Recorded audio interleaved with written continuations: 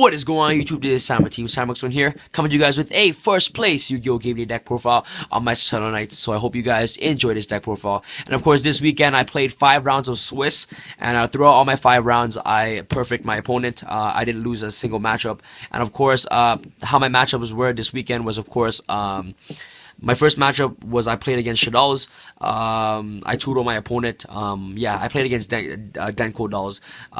My second matchup was, of course, I played against a mirror match, which was pretty good. I 2-0'd my opponent. My third matchup was I played against another deneb. I 2-0 my opponent as well.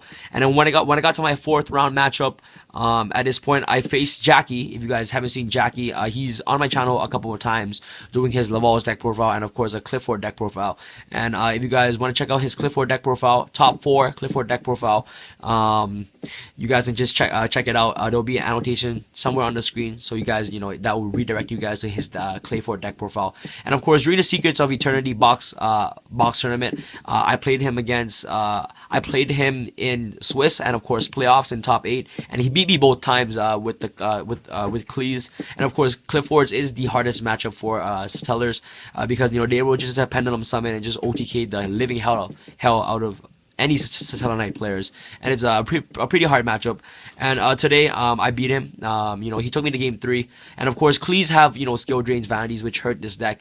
And yeah, I managed to become really successful against the matchup because of my side deck cards. And you really need to rely on your side decks against the Clee matchups. And of course, they were just a Pendulum Summon and just push for game. But yeah, somehow I became successful with that matchup. That was my 4th round. So right now I'm at 4-0, and I played my last round against deneb. It was a pretty hard matchup. Yeah, he took me to game 3, but I managed to beat him in game 3, which with this card that's in my side deck. So I'll just show you guys that card later as I progress through my side deck, which is right here.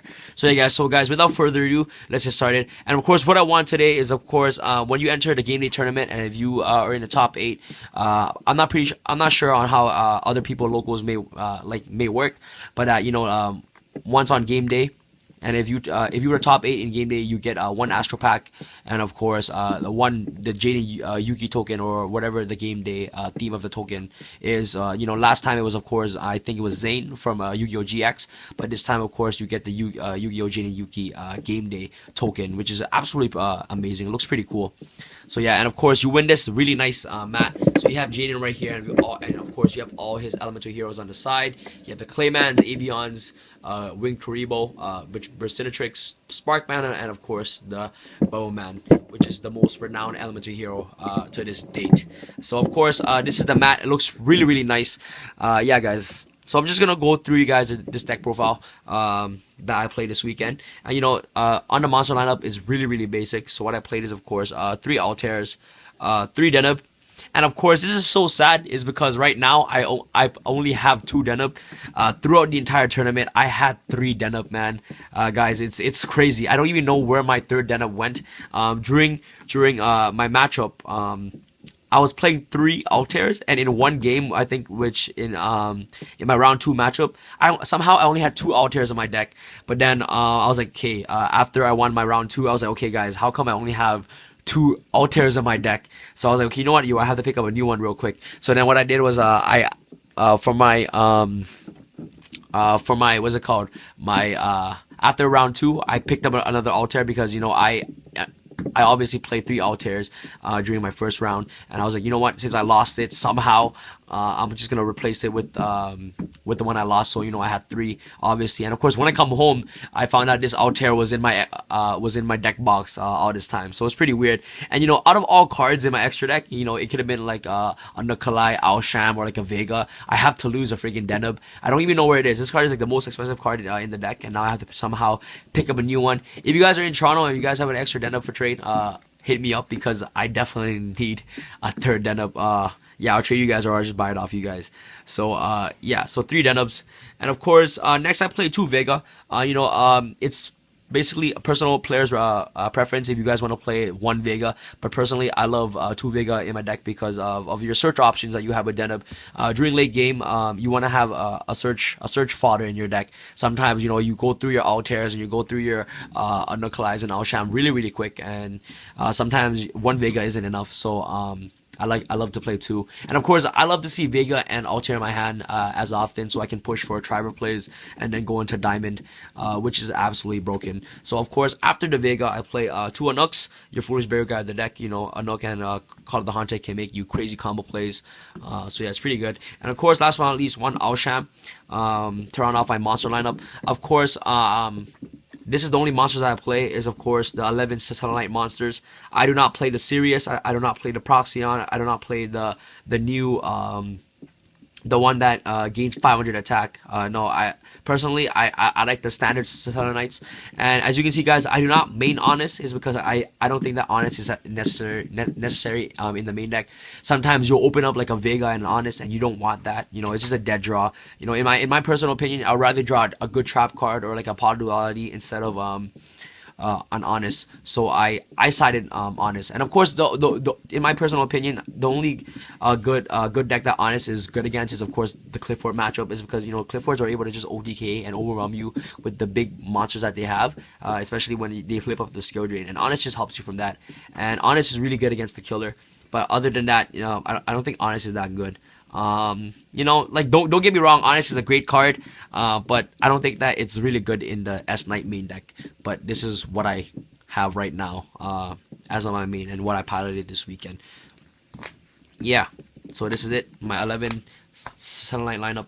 And off to my spells, I play of course the one Soul Charge, one Snatch Steel, one Argeki, one Book of Moon, 3 Rodas, 2 Dualities, and of course 3 Mystical Space Typhoon. This is a really standard S-Knight trap.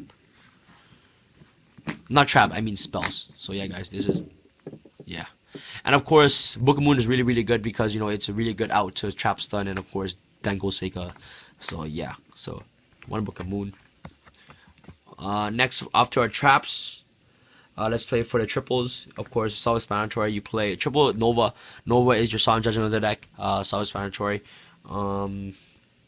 Triple Call of the Haunted, and of course triple Phoenix Shane. I'm telling you right, guys, right now, triple Call of the Haunted, triple Phoenix Shane is absolutely amazing against this deck. Not against this deck, I mean with this deck, is because of course you play Triver, and as I explained this many before, Phoenix Shane is never a slow card. Whoever says in my comments that Phoenix Shane is a slow card, I'm telling you, you guys are wrong.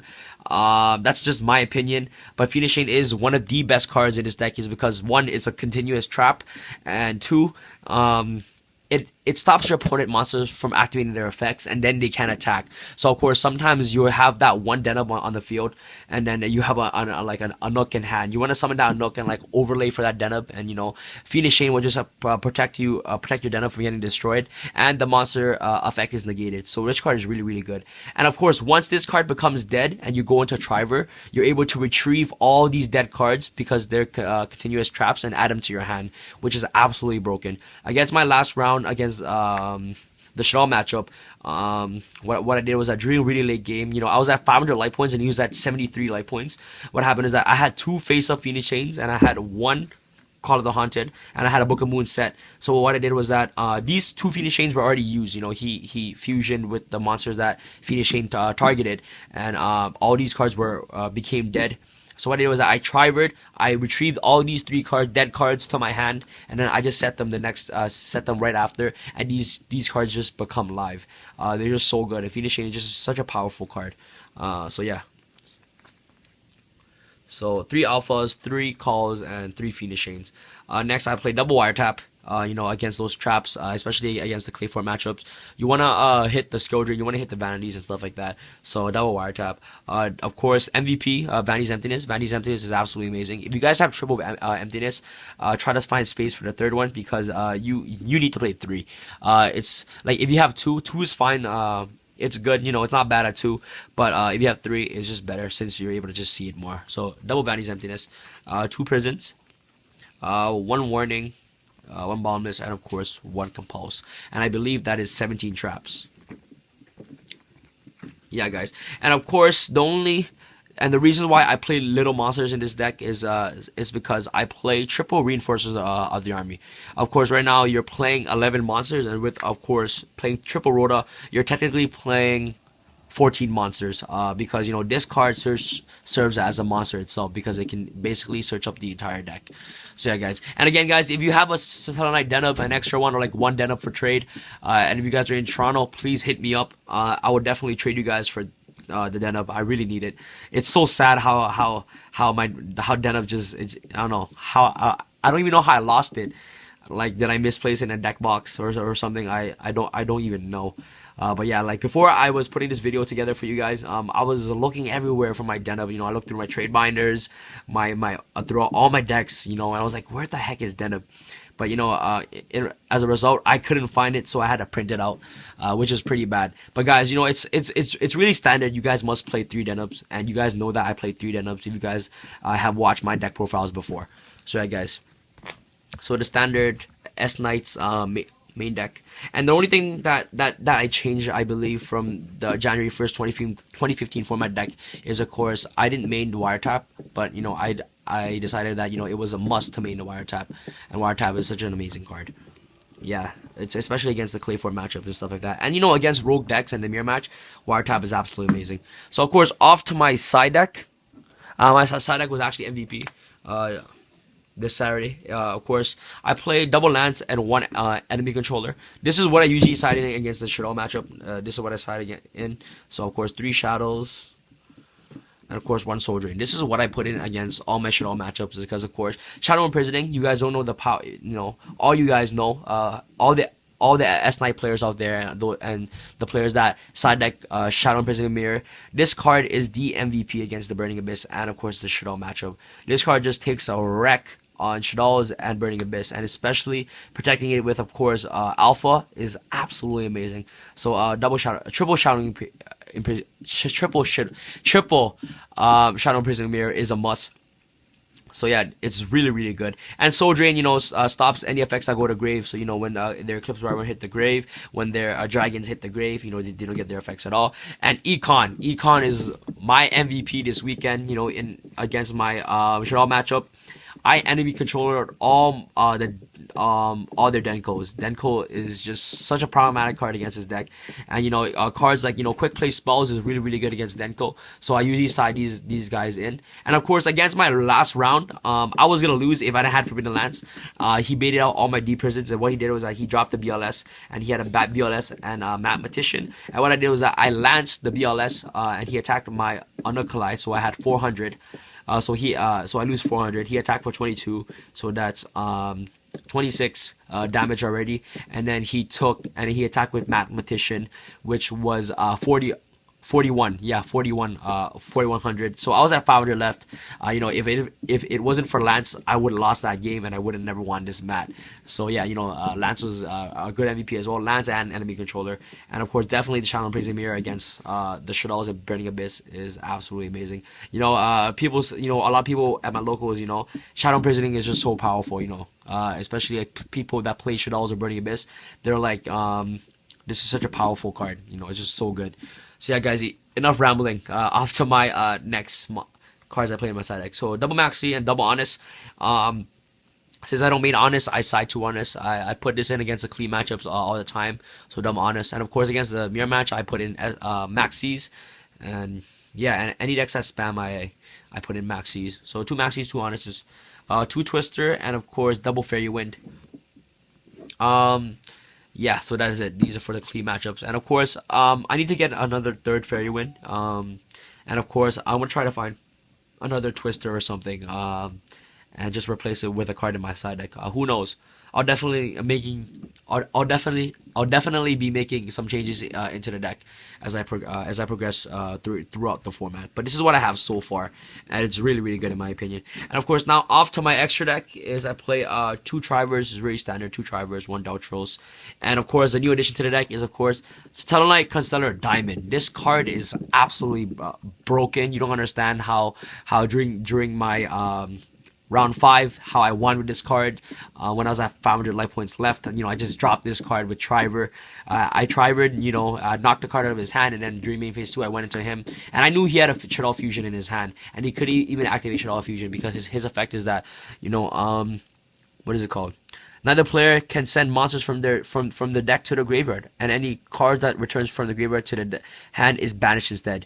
During either player's turn, when an opponent dark monster activates an effect, you can attach one XYZ material from this card, negate the activation, and if you do, destroy it. So this card again is really good against the Bready Abyss matchup, and is really good against the Shuttle matchup. So Diamond is the MVP of this weekend. It's so good, and of course I think Diamond is the M7. It looks like sort of M7. It has the same stats as M7, I think. Yeah, it does. M7. Sorry. M7. Yeah. Same stats. So yeah, this is the darker version of M7, I think. And the good thing about Diamond is that it can be protected by Omega. So sometimes I try to drop Omega and Diamond, but that didn't happen this weekend. So yeah, but these two are really good combo cards because because Diamond is a concealer monster and Omega protects him from being hit by spawn traps. So it's really good. So yeah, that's it. 2 Castells, 1 Satellarknight, 101, Negasser Emerald, Diamond Direwolf. He's the only card in my extra deck that I never go into. So I kind of want to cut him out for on the anti-luminescent knight. Yeah, that's him. Yeah, Karakorgon. Yeah. So yeah, I kind of want to cut Diamond Direwolf for the Karakorgon. Number 103, Brady Zeros, and last but not least, 1 Black Ship of Corn, sorry, to round off my XYZs. So I hope you guys enjoyed this deck profile on my Satellarknights. Thank you guys so much for watching this video, and thank you so much guys for subscribing to my channel. I really appreciate it. I really appreciate all your feedbacks that you give me. Sometimes when you guys give me feedbacks, I take it into account and I try to improve myself and what I can do better to make you guys happy and stuff like that. So I hope you guys enjoyed this deck profile, and I'm sorry for that this video took a while, but I just like to explain my card choices.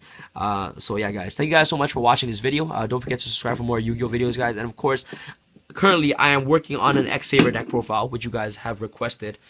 So right now I am working on an X-Saber deck profile for you guys. I'm just trying to put it together. I've been playtesting a lot with X-Sabers, and this deck will be up soon. So guys, please give this video a thumbs up for the next deck profile, which will be X-Sabers. So yeah guys, thank you guys for watching, and stay tuned for more Yu-Gi-Oh local deck profiles on top 8 and top 4 deck profiles. And of course I'll be uploading 2 deck profiles on a top 8 and a top 4, so stay tuned for that guys. There's gonna be a lot of videos coming, more pack openings, more deck profiles, more dual videos, and last but not least, more dual commentary. Thank you guys so much for watching, and Team Shoutouts and Sam signing out. Peace, and don't forget to subscribe for more Yu-Gi-Oh videos.